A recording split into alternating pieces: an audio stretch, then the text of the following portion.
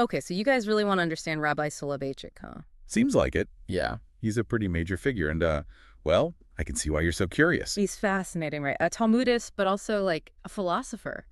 We don't see that every day. Not every day, no. All right, so let's try to unpack some of his big ideas, see how they shaped Orthodox thought, especially, in the U.S. Ready for a deep dive? Absolutely, let's do it. All right, so first things first, I guess.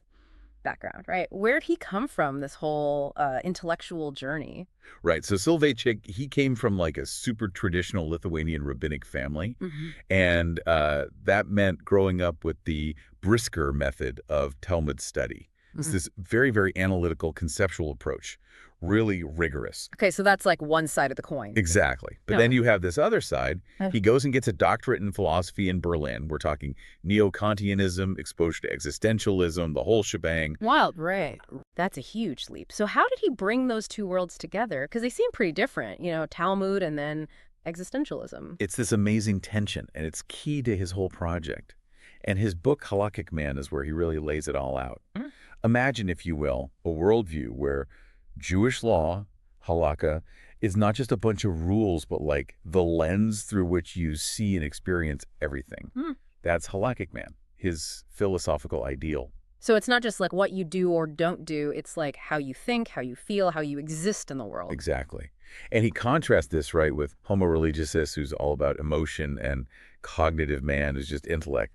Halakhic Man is this fusion. But wouldn't that create some, like, inner conflict? Yeah. To live by halakha all the time? Totally. And Soloveitchik, he dives into that. There's this tension within Halakhic Man between intellect and emotion, between like mastery of the world and submission to God. It's all playing out within the structure of halakha. Interesting. Now, we also got to talk about The Lonely Man of Faith. Just the title is like, whoa, deep stuff here. Oh, absolutely. Yeah. So in this one, he's looking at those two creation stories in Genesis, and he comes up with these two Adams. Adam of Mass, the guy who's all about achievement and conquering the world, and then Adam the second, focused on covenant and humility. Adam 1 and Adam 2. Got it. And this clash between the two Adams inside each of us, plus this deep awareness of like a unique relationship with God. That's where ontological loneliness comes in, this like Right. fundamental experience of being human, being faithful, heavy stuff, right? Yeah, definitely.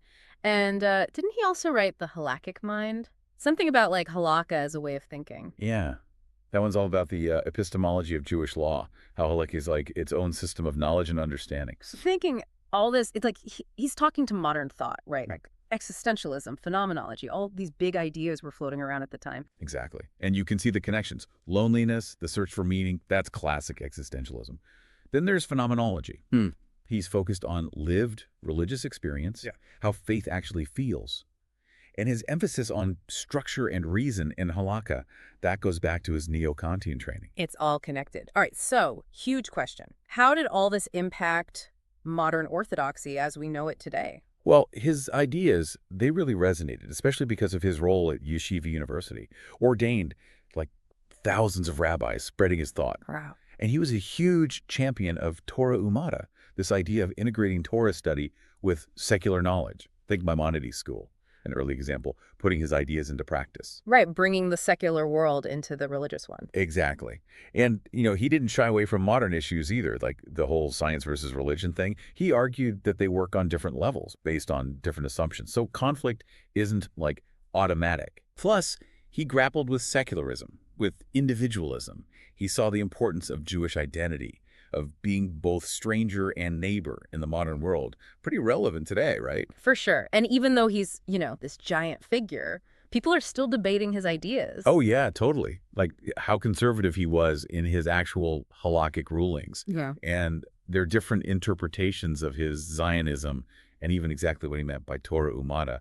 It's an ongoing discussion. There's so much to unpack. What would you say is like the main takeaway? I think at the core, Rabbi Soloveitchik gave us this powerful framework for living a religious life in the modern world. His work, it helps us make sense of faith, of identity, even today. Absolutely. So for you listening out there, think about this.